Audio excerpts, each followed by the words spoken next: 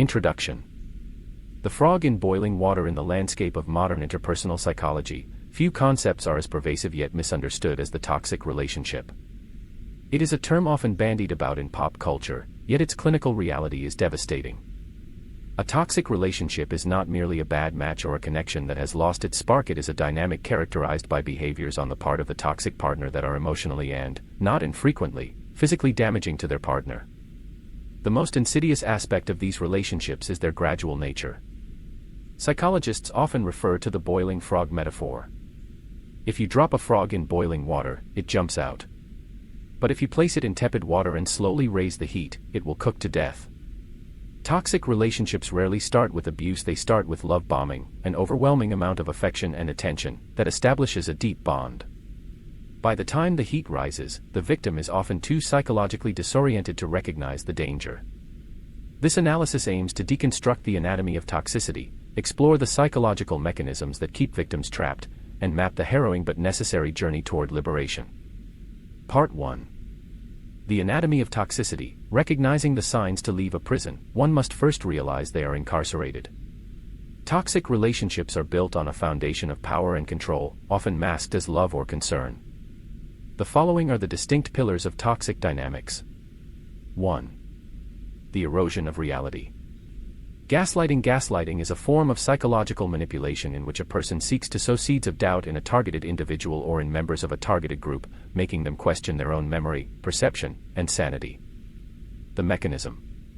It begins subtly. The partner denies things that were said, "I never promised that," or trivializes the victim's feelings, "You're too sensitive." The psychological impact. Over time, the victim loses trust in their own cognitive faculties. They become dependent on the abuser to define reality. This is cognitive destabilization, designed to ensure the victim cannot make the decision to leave because they do not trust their own judgment. 2. The cycle of idealization and devaluation. In the psychological context, this is often associated with narcissistic personality disorder, NPD, or borderline personality disorder, BPD, traits, though one does not need a diagnosis to exhibit the behavior. Idealization. At the start, you are put on a pedestal. You are the soulmate, the savior. This phase creates a powerful dopamine rush. Devaluation. Once the bond is secured, the script flips. The traits they once adored become annoyances. You are criticized, compared unfavorably to others, triangulation, and made to feel worthless.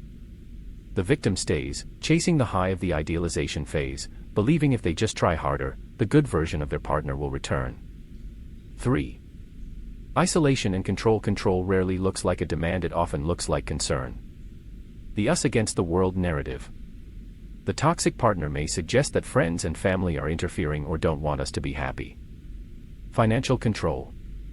In the us, where financial independence is a key cultural value, financial abuse is a potent weapon.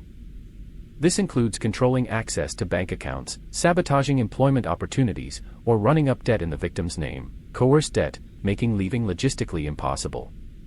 4. Intermittent reinforcement. This is the strongest psychological hook in a toxic relationship. B.F. Skinner, the behavioral psychologist, discovered that lab rats pressed a lever for food more compulsively if the food arrived randomly rather than every time. In relationships, the abuser is not mean 100% of the time. If they were, leaving would be easier. They deliver moments of kindness, romance, and apology randomly amidst the abuse.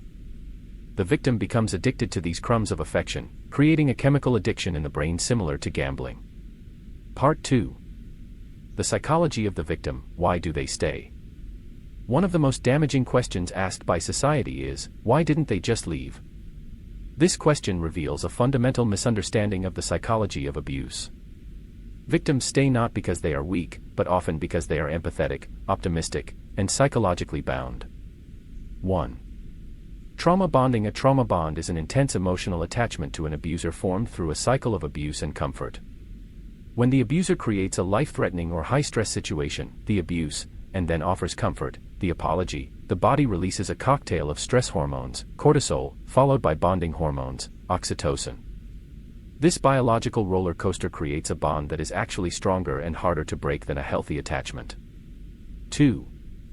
Learned helplessness coined by Martin Seligman. This concept explains why victims stop trying to escape.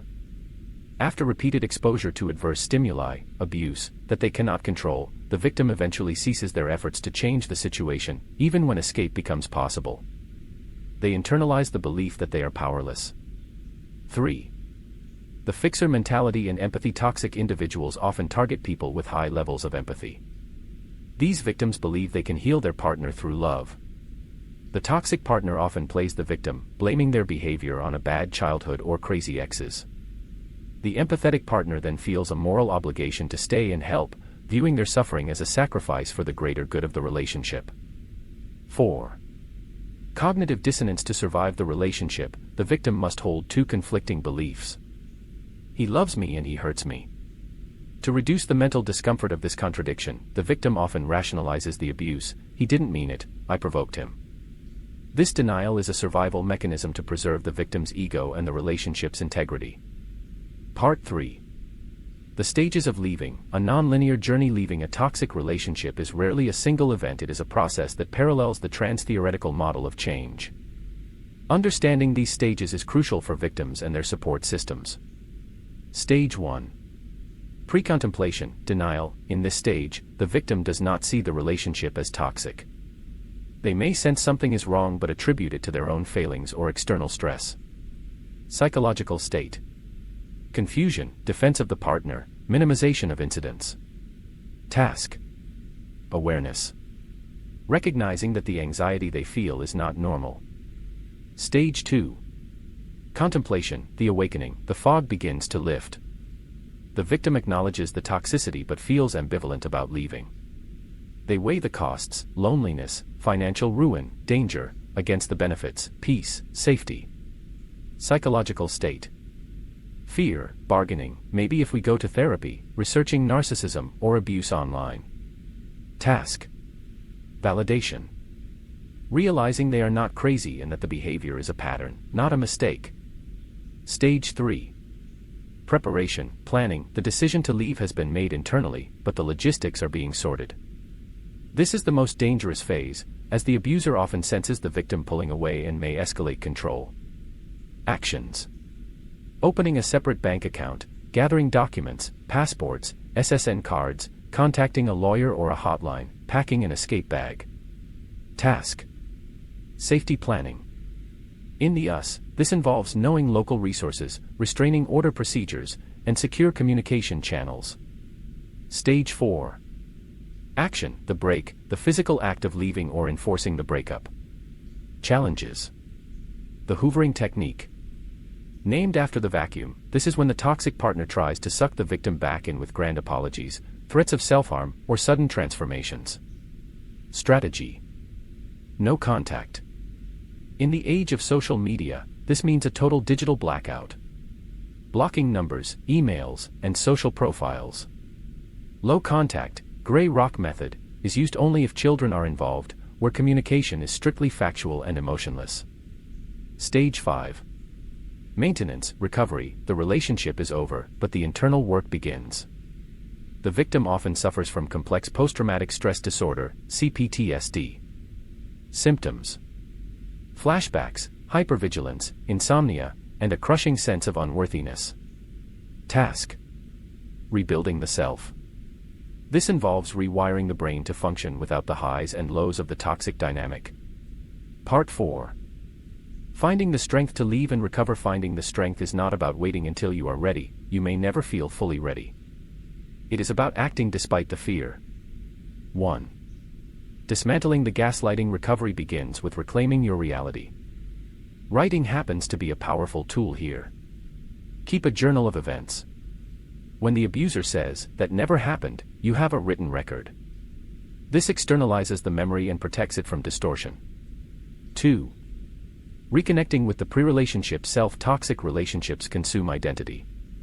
Victims stop their hobbies, distance themselves from friends, and lose their voice. Strength comes from small acts of reclamation. Listening to music the partner hated, visiting a friend, or wearing clothes the partner criticized. These small rebellions rebuild the sense of self. 3. Utilizing resources. The US context. The United States has a robust, albeit sometimes overwhelmed, infrastructure for support. Legal protections. Understanding personal protection orders, POS. Therapy. Modalities like dialectical behavior therapy, DBT, for emotional regulation, and EMDR, eye movement desensitization and reprocessing, for trauma, are highly effective in treating the aftermath of narcissistic abuse. 4. Radical acceptance. This is a DBT concept involving accepting reality as it is, without judgment or attempts to fight it. It means accepting. This person will not change. My love cannot save them. I am being hurt. Acceptance is the antidote to the hope that keeps victims trapped. 5. Building a team. Isolation is the enemy. Reaching out to friends and family requires swallowing pride, as victims often feel shame for letting it get this bad. However, the strength to leave often comes from an external support network that can provide a couch to sleep on, a loan, or simply a reality check. Conclusion. The light after the darkness. Leaving a toxic relationship is akin to breaking a drug addiction. The withdrawal is painful. The craving to return to the known hell rather than face the unknown heaven is intense. However, the human psyche is resilient. Post-traumatic growth is the psychological theory that explains how people can experience positive life changes following a crisis. Survivors of toxic relationships often emerge with boundaries of steel, a profound understanding of human nature, and a fierce capacity for self-love that they never possessed before. The journey out is not a straight line. It is a spiral of progress and setbacks. But the moment you decide that your peace of mind is more valuable than someone else's approval, the chains begin to loosen. You are not just a survivor, you are the architect of a new life.